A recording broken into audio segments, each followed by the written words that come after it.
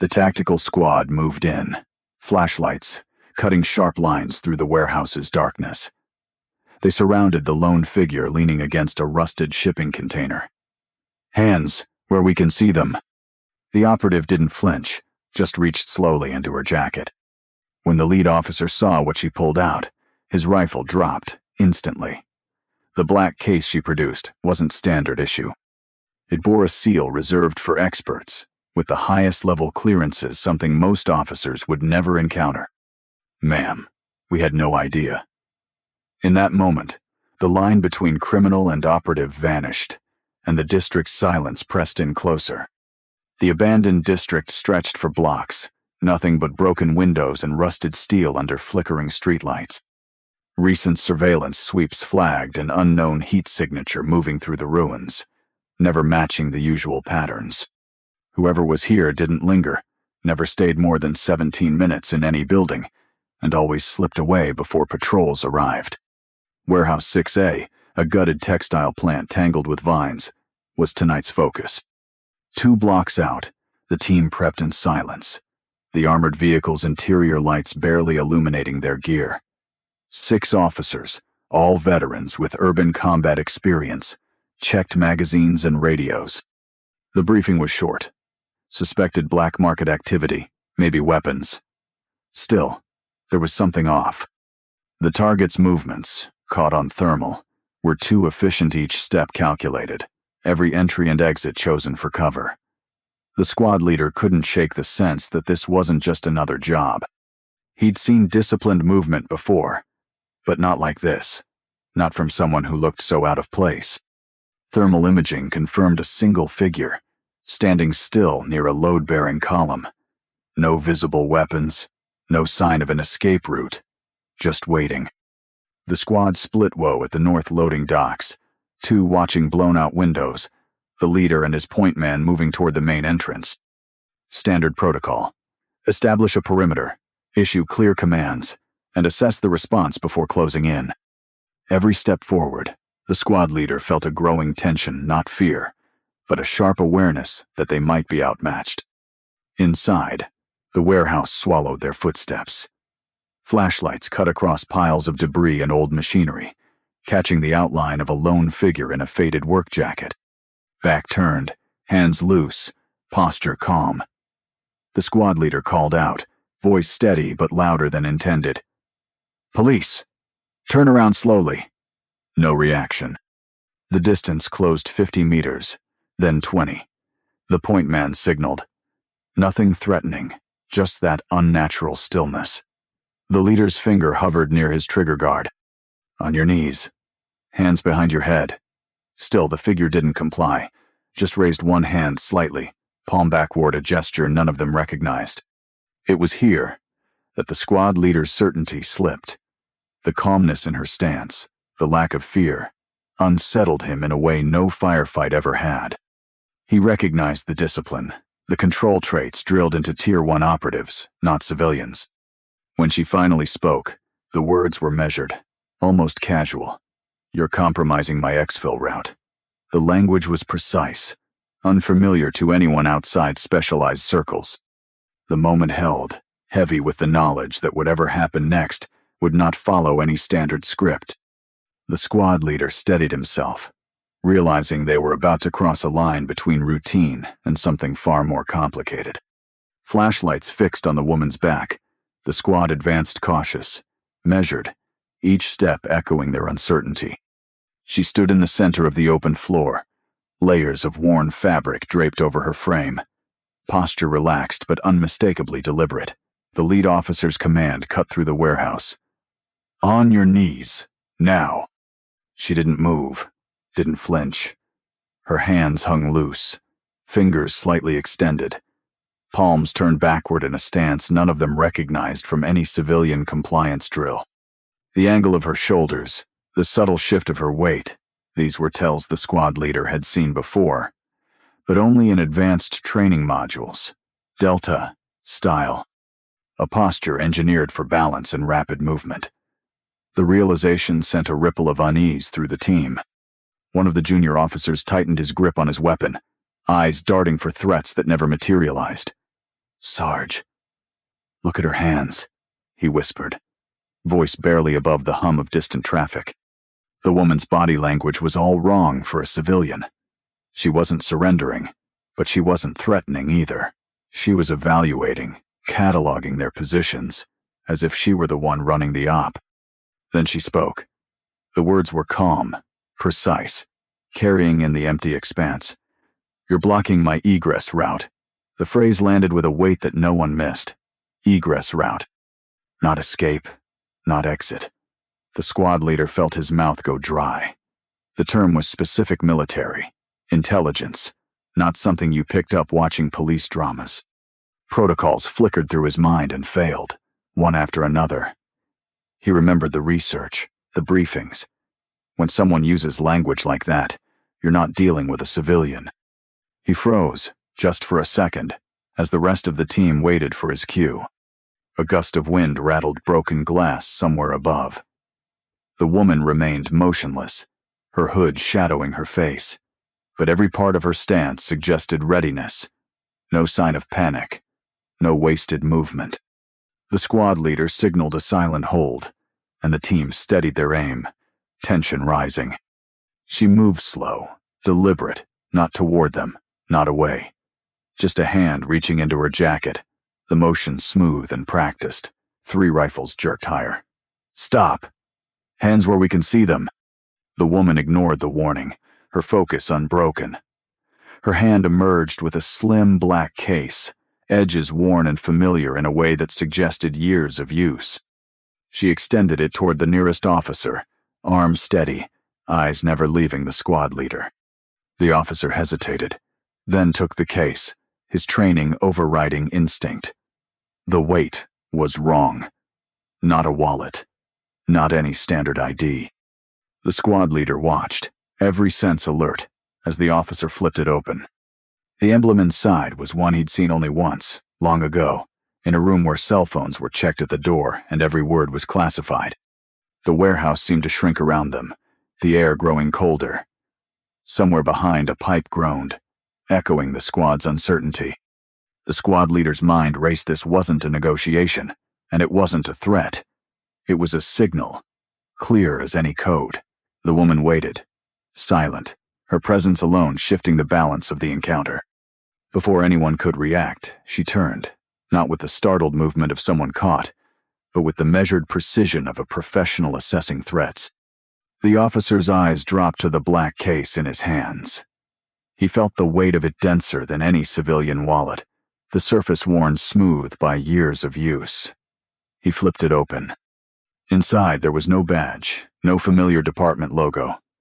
Instead, a string of 7 characters and an embossed seal stared back at him, stark and cold. His heart thudded in his chest, breath caught for a moment, as he recognized the symbol from a black briefing years ago, the kind officers were told never existed outside classified vaults. The memory of signing NDAs in a windowless room flickered through his mind. The instructions had been clear. If you see this, disengage, report nothing, and never discuss it. Now, standing in the half-light of the warehouse, he understood why. He gripped the case tighter, feeling sweat bead on his palm. The woman stood silent, posture unchanged, as if waiting for him to process what he held. Around him, the rest of the squad shifted, uncertain. The sergeant's voice was low, steady. "What is it?" But the officer didn't answer. He couldn't force the words out. The air in the warehouse grew heavy, the silence broken only by the distant drip of water. The junior officers kept their rifles raised, but their stance had changed. Aggression faded, replaced by caution, and all eyes flicked between the ID, the woman, and the sergeant. The officer closed the case with a careful snap and handed it back. The woman took it without a word, sliding it into her jacket. She met his gaze for a moment, steady. Unblinking then, looked past him, scanning the squad, the exits, the walls. She showed no fear, no urgency. She simply waited. The sergeant exhaled, a slow release of tension. He weighed the situation, remembering his own training, the warnings about credentials like these. There was nothing in the manual for this. He gave a single order. "Stand down." The words carried through the warehouse. Quiet, but absolute. Weapons lowered, but no one relaxed. The junior officers exchanged uneasy glances, trying to make sense of what they'd just seen. The woman remained still, the only sign of movement, a faint shift of her weight as she reached for her belt. The team tensed again, weapons half raised, but she didn't hesitate. She produced a small device, thumb resting on a single button. No one spoke. No one dared to move.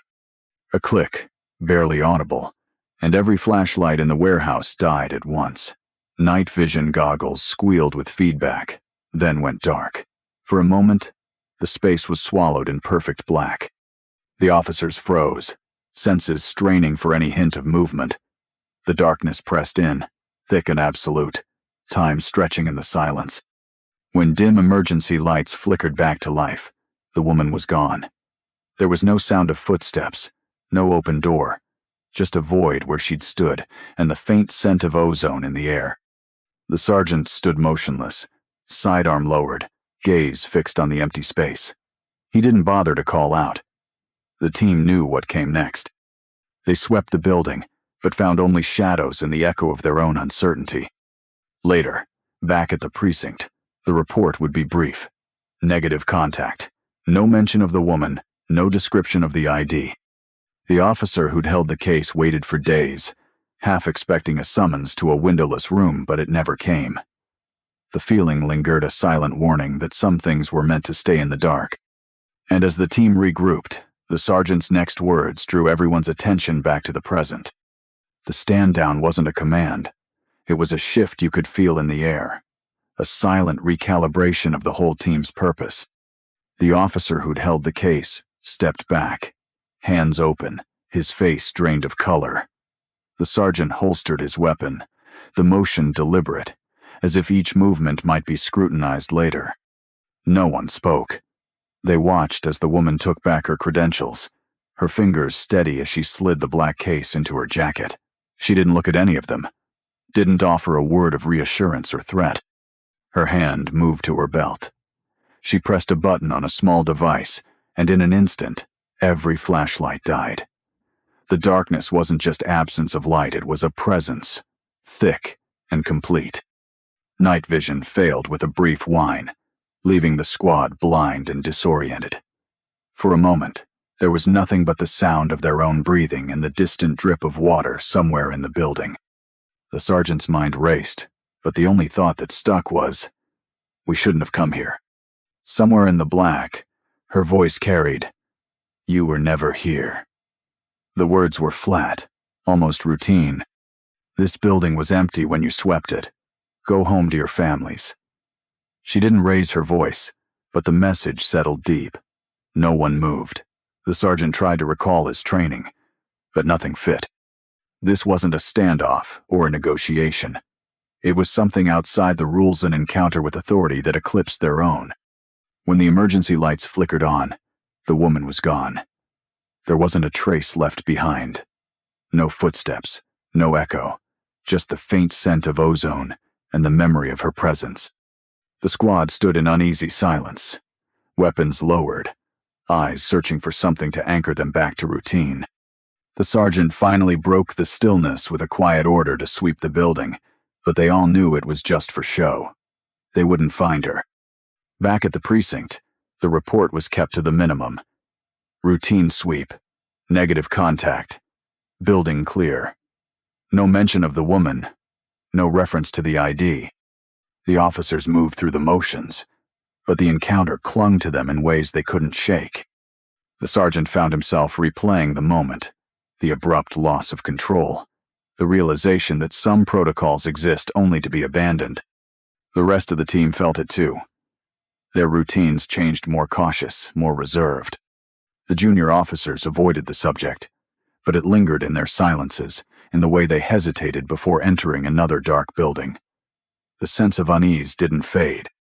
If anything, it grew sharper with each day that passed, and each unanswered question. The woman was gone, but the consequences of that night remained, shaping how the team moved through the city's shadows. The stand-down wasn't just about survival.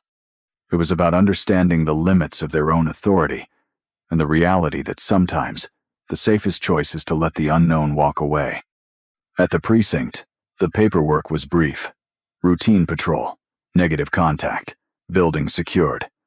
The sergeant reviewed the lines, eyes lingering on the blank spaces where the truth should have gone.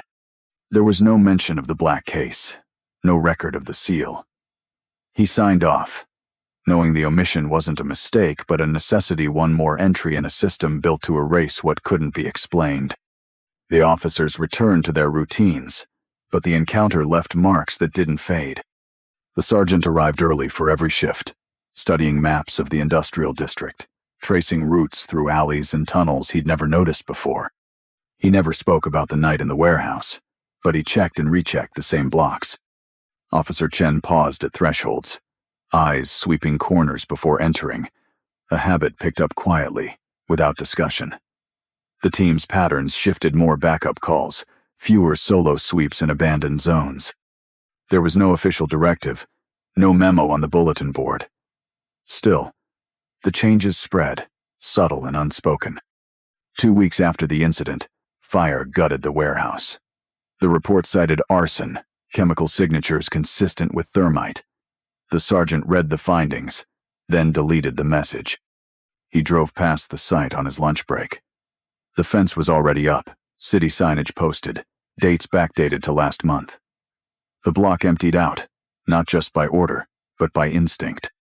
The homeless population avoided it. Street traffic rerouted itself. The building's footprint faded from memory. Small details began to surface. Maintenance crews found sealed manholes stamped with codes that didn't match city records. Urban explorers posted photos of doors set into concrete where blueprints showed none. The precinct's new hires learned quickly which places to avoid, absorbing the lessons without ever hearing the reasons. The sergeant's maps grew more detailed, lines and markings branching out in yellow ink, but he kept them to himself. Sometimes, officers would mention a feeling of unease that settled in certain parts of the district. Ruiz developed a cough and took up smoking again, though he never talked about why. The tactical team grew quieter, their laughter thinner, their routines more careful. The woman's absence settled into the city's bones, an adjustment to a presence that no one could name. Months passed, but the memory didn't fade. The report sat in the system, indistinguishable from 100 others, but the sergeant remembered every detail. He watched for patterns, for echoes of that night, knowing the city had changed in ways no one would ever write down. Elsewhere, another report crossed a desk. The details looked familiar: abandoned site, negative contact, no further action. The pattern was subtle, but it was there, waiting for someone to notice. At a rail yard in Detroit, the call came in just before dawn. Patrol reported a lone figure moving through boxcars, his steps too measured for a vagrant or thief. The SWAT team found him inside a stripped locomotive, sitting cross-legged in the cold, hands resting palms up on his knees. He wore coveralls, no insignia, no name. When the team leader ordered him to stand, the man reached into his pocket and produced a black credential case. The officer who accepted it paused, eyes fixed on the unfamiliar seal pressed into the leather. There was no conversation. The team withdrew, leaving the man where they found him. The after-action report was 3 lines. False alarm, no further action, area clear. Incidents like this surfaced in precincts and field offices across the country. Each time, the details shifted: a different city, a different face, sometimes a woman, sometimes a man, but the sequence held. Officers encountered a solitary figure in the ruins of infrastructure, moved to detain, and then stopped cold at the sight of a credential that didn't fit any database. The interaction ended with a silent withdrawal, the paperwork pared down to nothing, and the subject gone before anyone could return with questions. The reports grew thinner, language more generic, until some calls simply vanished from the logs. In the background, a handful of analysts began to notice. Someone at a federal training center saw the same cryptographic watermark in 2 separate case files. A regional supervisor flagged a cluster of non-responsive zones on patrol maps, places where response protocols changed overnight, no explanation given. The patterns were never discussed openly. Inquiries were met with abrupt shutdowns.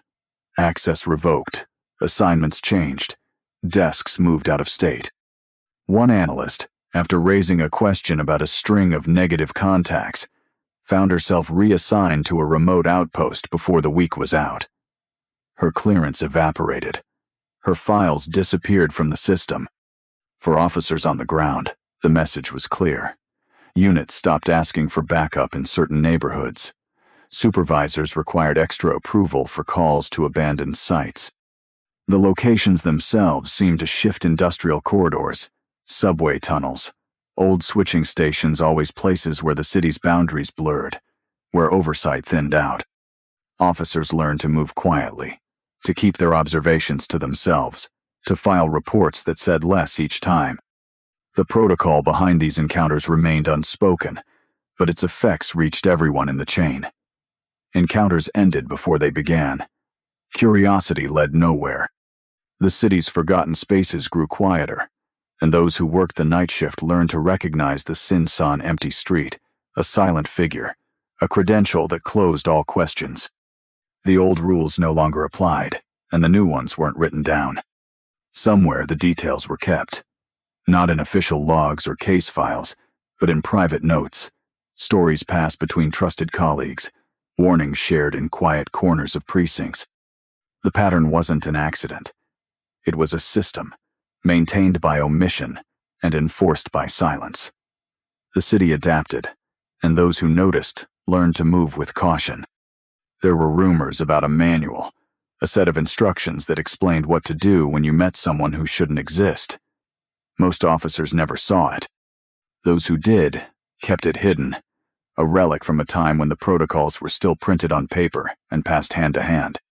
The reality of those instructions would only come into focus much later, when the old field manuals resurfaced, and the meaning behind the stand-downs became impossible to ignore. Officially, there was nothing in the training binders or digital archives about what happened in the warehouse. Unofficially, officers later discovered an old Cold War protocol that called for immediate disengagement when confronted with certain unlisted IDs. The document was thin, just a few lines buried in a field manual from the 1990s. But it carried weight. It didn't name units or give explanations. It simply spelled out what to do: disengage, file no report, and apply memory suppression techniques as outlined in a missing appendix. For those who stumbled across it, the message was clear. There are situations you're not meant to resolve, only to survive. The protocol wasn't theory. It had been written with the assumption that these encounters would happen, and that when they did, operational security mattered more than answers. The instructions were direct. If you confirmed the presence of a specific identifier in ID case with a certain seal, a phrase only heard in classified briefings, you were to back away, keep your radio silent, and erase the details from your mind and your paperwork. There was no room for hesitation, no allowance for curiosity. The manual didn't elaborate on what happened to those who ignored the rules. It didn't have to. Stories about the protocol traveled quietly, never put in writing. A veteran might mention it at a bar, lowering his voice as he described a single page torn from a manual, burned before anyone else could read it. Sometimes, after a stand-down, a copy would appear in a locker or desk drawer. No note attached, just a silent warning. Those who read it rarely talked about it again. The few who tried to push for answers found their careers stalling, their assignments changed, their clearances quietly revoked. The system had ways of closing ranks. Memory suppression didn't mean drugs or hypnosis. It meant careful debriefings, the kind that steered officers away from what they'd seen. Supervisors would reinforce the official version: nothing unusual, nothing worth mentioning. If someone insisted, there were consequences.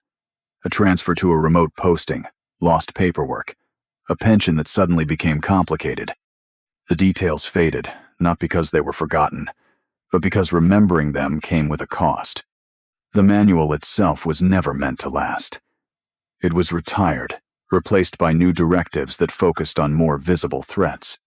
But copies survived, tucked into old footlockers and hollowed-out books, passed from hand to hand with the same warning. Don't ask questions, don't keep records, and if you see something you shouldn't, to walk away. The protocol's existence was never officially acknowledged, but its influence remained. Officers learned to recognize the signs, to trust the instinct that told them to disengage when the situation didn't fit any known pattern. Over time, the protocol became less about the words on the page, and more about the silences that followed. Encounters went unreported, details blurred, and the city's forgotten places stayed quiet. The real lesson wasn't how to respond, but what not to do. Don't escalate, don't investigate, don't try to make sense of what you're not cleared to understand. This left a gap that no amount of experience could fill. The rules stopped where the unknown began, and those who'd faced it were left to carry the weight in silence. For most, the protocol was just another rumor. For the few who'd lived it, it was a line they'd crossed and could never explain. Standard training for law enforcement and military teams covers a staggering range of scenarios, from hostage situations to chemical threats. Yet, there is a distinct absence in the manuals when it comes to facing someone whose presence defies every protocol and clearance level you know. This is the training gap, a silent omission that leaves officers and soldiers exposed when routine fails and the unknown stands in front of them. Most officers can recite procedures in their sleep.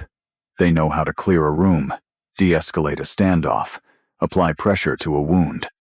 But nothing in their preparation accounts for the moment when a figure produces credentials no one can verify, and the chain of command evaporates. In those rare instances, hesitation becomes the only response. There are no drills for recognizing a SEAL that isn't in any database, or for interpreting a phrase that signals an immediate stand-down.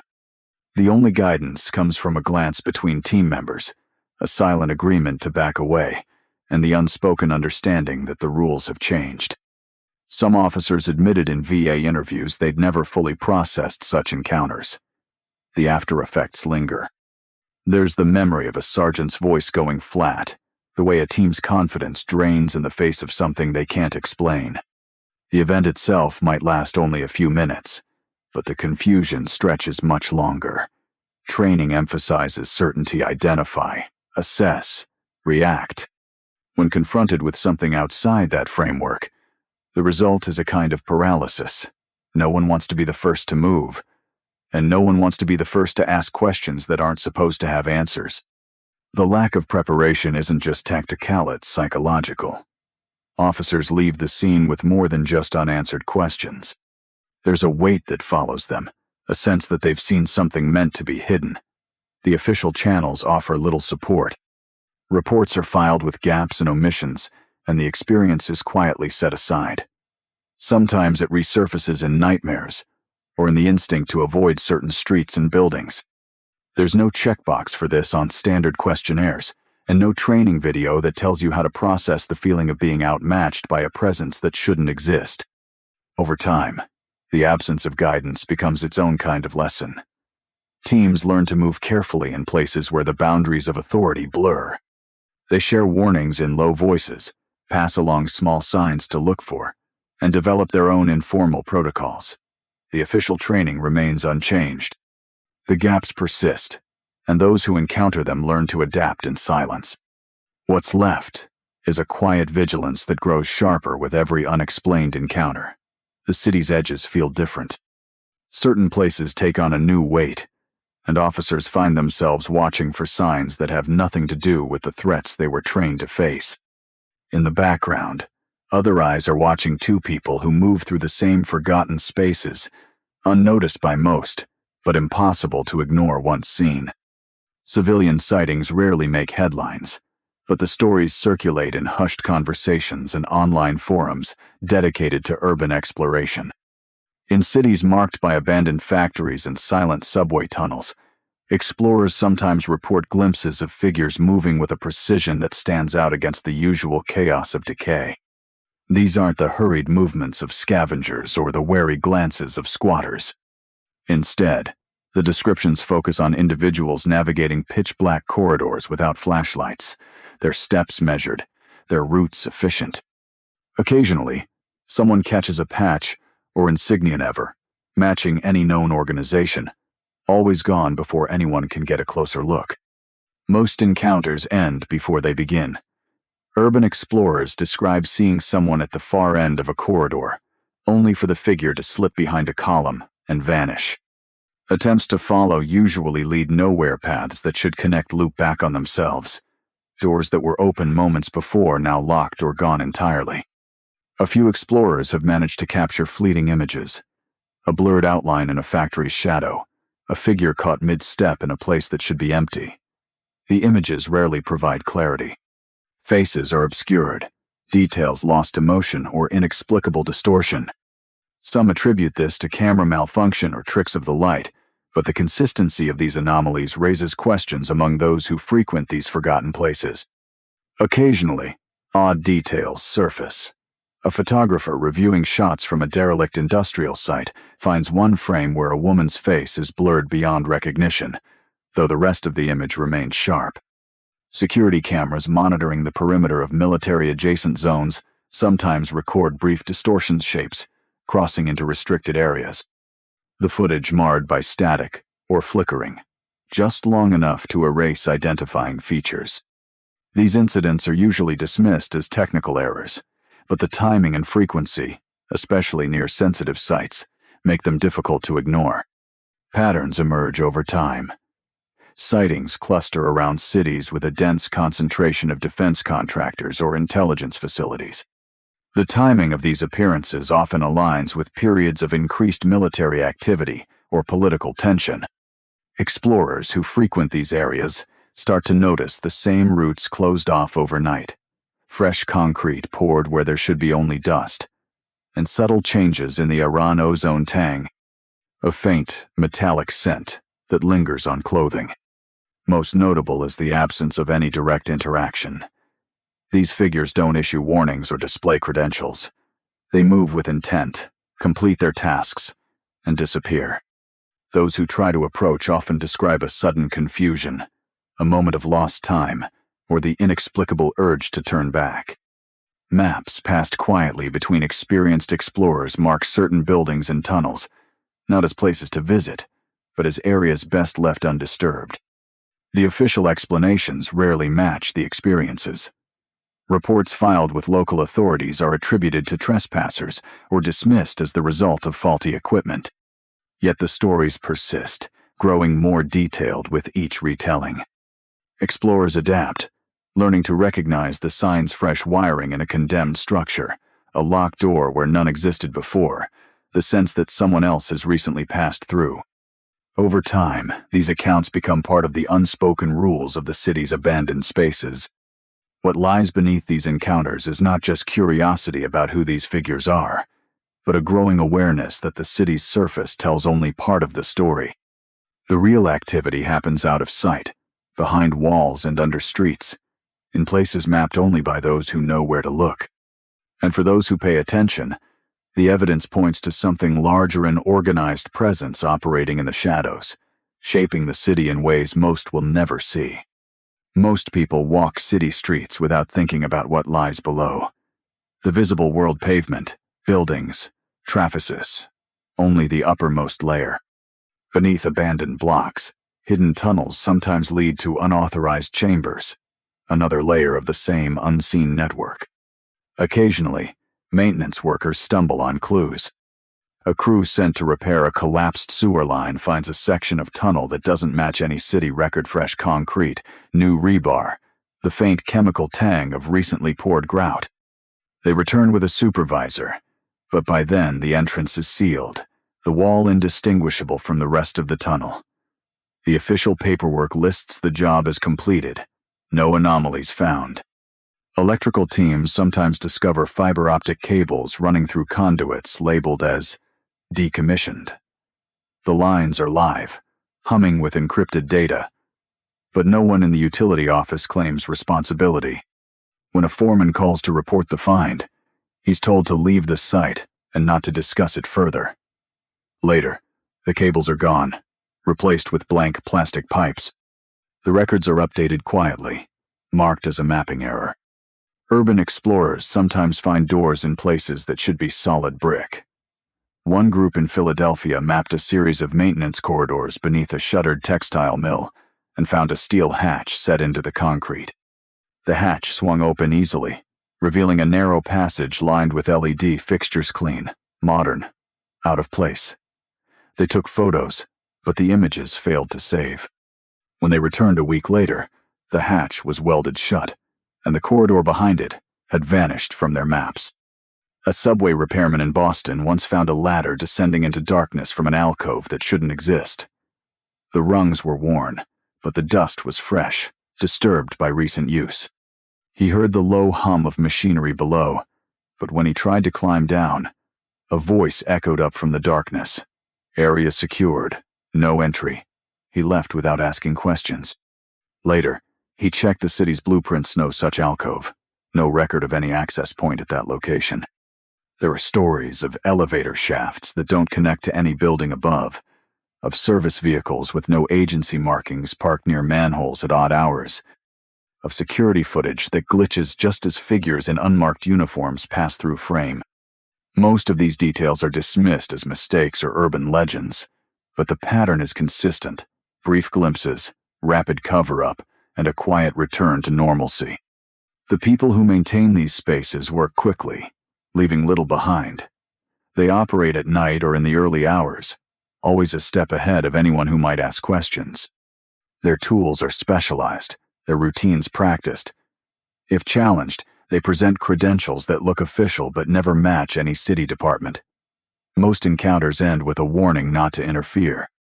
No public record lists these locations. City maps are revised, blueprints corrected, and maintenance logs edited to remove any mention of unauthorized construction.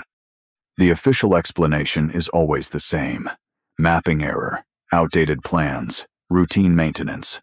But the frequency and precision of these incidents suggests something more organized at work. For those who notice, the effect is unsettling, a sense that the city is layered with secrets, its infrastructure shaped by hands that answer to no public authority. The surface world continues as usual, but beneath it, a different set of rules applies. Those who encounter this hidden network rarely talk about it in detail. The few who try to document what they've seen often find their evidence erased or their questions deflected. Eventually, some of these stories reach people willing to listen. Not all of them are city workers or explorers. Occasionally, someone with a deeper understanding of how these networks operate agrees to talk quietly, away from the noise of the city, sharing what little they know about the forces moving unseen beneath the streets. Insider accounts rarely surface in the open, but when they do, the details often align in ways that are hard to ignore. Even retired analysts confirm there's an unspoken, urban ghost protocol, a set of expectations never written down but enforced all the same. The people who speak of it tend to do so quietly, often after their careers have ended or their clearances have lapsed. They describe a culture of silence around certain operations, a mutual understanding that some encounters are never meant to be documented. A few former officials recall budget lines that didn't match any known units, or briefings where specific city zones were marked off limits without explanation. They mention the existence of sleeper operatives, individuals embedded so deeply in urban environments that even their closest neighbors have no idea. Sometimes, activation comes years after initial placement, triggered by something as innocuous as a phrase in a newspaper or a missed call. When it happens, these people vanish into the network beneath the city, using infrastructure designed for precisely that purpose.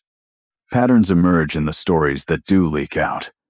There are accounts of storage rooms filled with civilian clothing, each set tagged with codes but no names, emptied overnight without a trace. Some recall seeing badges with unfamiliar seal symbols that never appear in official directories but seem to carry authority that overrides any local command. Others remember personnel files listing assignments at locations that don't exist on any map, or reports of maintenance corridors that appear and disappear between inspections. These aren't isolated stories. They repeat across agencies and cities, always with the same outcome. The details get scrubbed, the witnesses transferred or encouraged to retire, and the paperwork quietly closed out. Those who encounter these anomalies often find their careers diverted. Some receive sudden transfer orders, their access credentials revoked without warning. Others are offered early retirement, their files closed under the pretext of health or departmental restructuring. The pattern is subtle, but persistent. A supervisor might notice that a certain technician never returns after reporting an access problem in a subway tunnel. A logistics officer might realize that ships with no hull numbers appear in the records for a single night, then vanish. The explanation, when one is given at all, is always administrative, never a direct acknowledgement of what was actually seen. Even among those who have spent years working in sensitive positions, there's an understanding that pressing for answers is a mistake. The smart ones learn to walk away early, to avoid drawing attention to themselves. The careful ones say nothing, letting the details fade into routine paperwork.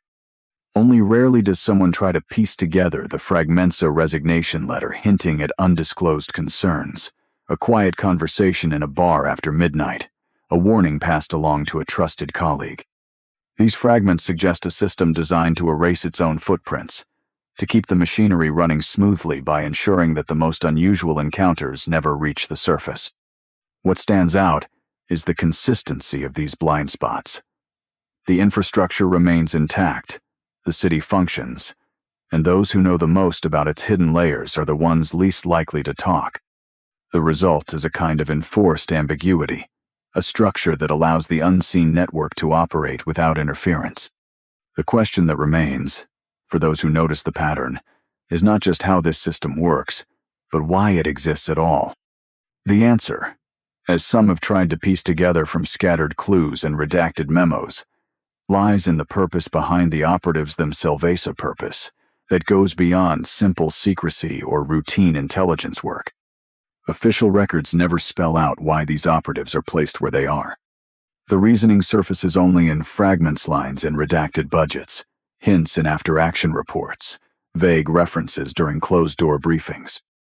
Analysts who track the anomalies rarely find confirmation, but the pattern is hard to miss. The system is designed around a single function: rapid deterrence. These embedded personnel form a living network, stationed across key urban sites, ready to act in moments when ordinary law enforcement or emergency services would be too slow or too bound by protocol. Their presence is never acknowledged, but it's felt in the way certain incidents are handled. When a police team encounters one of these operatives, the response isn't just a matter of deference. It's a recognition of jurisdiction that supersedes anything local. The credential cases are more than identification. They're a signal to disengage, a quiet command that's understood even by those who have never seen the protocols written down. The system works because it's invisible, because it leaves no trace in the paperwork, and because everyone involved knows not to ask questions. The rationale for this approach is straightforward, if unsettling. Cities present unique vulnerabilities: dense populations, layered infrastructure, choke points that can be exploited in ways rural or suburban areas can't. Embedding operatives in these environments means there's always someone in place who can respond without waiting for orders to trickle down a chain of command. The deterrent effect is real. Hostile actors looking for soft targets find themselves confronted by a presence that shouldn't be there, someone who knows the hidden routes and can disappear before reinforcements arrive. The city itself becomes part of the defense, its forgotten spaces acting as both shield and sensor. No single agency claims responsibility. The operatives don't belong to any unit listed on public rosters. Their backgrounds are scrubbed, their assignments rotated, their activities compartmentalized so tightly that even their handlers see only fragments. The structure is built to withstand scrutiny, to function even if one part is exposed. Each operative knows only enough to fulfill their role, nothing more. The less they know, the less they can reveal if compromised. The result is a system that runs parallel to the visible machinery of urban security. It's not a conspiracy in the cinematics and scenogrand councils, no coded messages passed in shadowy alleys. Instead, it's a set of routines and expectations enforced by silence. The goal isn't to control the city, but to ensure that when something does threaten it, the response is immediate and decisive, bypassing bureaucracy and leaving no record behind. This arrangement isn't without its risks. The secrecy that protects the operatives also isolates them. The officers who encounter them are left with questions that have no safe answers. The city's surface remains unchanged, but beneath it, the tension builds unseen, unacknowledged, but impossible to ignore. As the system continues to operate in silence, the effects ripple outward, shaping the lives of those who cross its path in ways that rarely make it into any official account. The presence of these operatives leaves marks that go deeper than infrastructure or paperwork. For those who stumble into their world, the encounter can change everything, often in ways they never expected. The costs of this system rarely appear in official records, but their impact is felt in the quiet aftermath that follows each encounter. The psychological toll is immediate for those caught on the wrong side of the protocol. Officers who face these situations admit in VA interviews that they never fully processed what happened. Some develop persistent anxiety. Others find themselves unable to return to active duty. The sense of unease lingers, reshaping routines and relationships long after the paperwork disappears. Within departments, patterns emerge. Absenteeism rises among teams involved in these incidents, with officers requesting transfers or taking extended leaves for reasons they can't articulate. Some drift into new careers, leaving behind law enforcement altogether. The details they carry with them remain unspoken, but their choices reflect a silent calculation. It's easier to step away than to keep facing the unknown. Supervisors notice the changes but rarely ask questions. The system encourages forgetting, rewarding those who adapt, and quietly moving on from those who can't. The psychological effects ripple outward. Veteran support groups develop their own code. Certain topics are avoided, certain stories left unfinished. Therapists who work with these clients describe a pattern of recurring dreams, sudden aversions to places once familiar, and a constant vigilance that never quite fades. These aren't the results of a single traumatic event, but of living with the knowledge that some threats can't be named or confronted directly. The official channels offer little support. Treatment protocols address only the symptoms, never the cause. Urban explorers, too, feel the cost. The more experienced among them know which sites to avoid, relying on subtle markers and shared warnings passed through encrypted forums. Those who ignore the signs sometimes disappear from the community without explanation. The rest learn to move more cautiously, their curiosity tempered by a growing awareness of boundaries that shouldn't be crossed. For some, the thrill of discovery is replaced by a persistent sense of being watched, of moving through spaces that were never meant to be found. Municipal workers and contractors develop their own forms of caution. Reports of anomalies in city infrastructure quietly taper off as crews learn which findings are best left undocumented. Those who persist in asking questions often find themselves reassigned or encouraged to take early retirement. The message is clear. The less said, the fewer complications for everyone involved. Even the operatives themselves are not immune. A handful of studies quickly amended or withdrawn have hinted at unusual rates of early-onset cognitive decline among certain populations with backgrounds in classified urban operations. The details are sparse, and the data is never conclusive, but the pattern is enough to warrant quiet concern among those who know what to look for. Most of these costs remain invisible to the public. They take the form of empty desks, unexplained career changes, and the quiet withdrawal of people who once moved confidently through the world. The system relies on these micro-adjustments, maintaining itself through a network of silences and omissions. Those affected rarely speak openly about what they've seen or experienced. Instead, they learn to navigate around the gaps, accepting that some questions will never have answers. This is how the consequences accumulate, subtle, persistent, and largely unacknowledged. The costs are paid not in headlines or official investigations, but in the quiet retreat of those who've seen too much. And as the system continues to operate beneath the surface, the silence it leaves behind becomes its most enduring legacy. Silence is the system's greatest defense. The warehouse incident didn't make the news, and there was no record beyond a few lines in a patrol log. No one in the chain of command asked questions. No oversight committee demanded answers. The absence of documentation isn't an oversight, it's the point. Every detail that could draw attention is quietly omitted, leaving only the routine, the unremarkable, the forgettable. Within police departments, this silence becomes part of the culture. Officers learn which details don't belong in reports, which encounters are best described with as little specificity as possible. There are no formal briefings, no written guidelines. Instead, the lesson is passed through casual warnings, a shift in tone when certain topics arise, a glance that signals when to stop talking. The rules are understood, even if they're never spoken aloud. It's not a matter of conspiracy, just a recognition that some facts are too dangerous to acknowledge. Military installations follow similar patterns. Stories circulate in barracks, and mess hall stories about insignias that don't match any known unit, about credentials that demand immediate withdrawal. The warnings are always indirect, couched in jokes or half-remembered anecdotes, but the effect is the same. Those who've seen too much learn to keep their observations to themselves, and those who haven't know better than to ask for details. The classification system reinforces this approach. Directives reference alternate procedures without explanation, and files are compartmentalized far beyond the usual standards. Officers who stumble onto restricted information find their access quietly revoked, their assignments changed without notice. The boundaries are clear, even if the reasons behind them are not. For those outside official circles, the silence takes a different form. Urban explorers who document anomalies find their posts vanishing from forums, their footage corrupted or lost. Journalists who pursue the story discover their research, leads nowhere, sources dry up, documents disappear, and editors lose interest.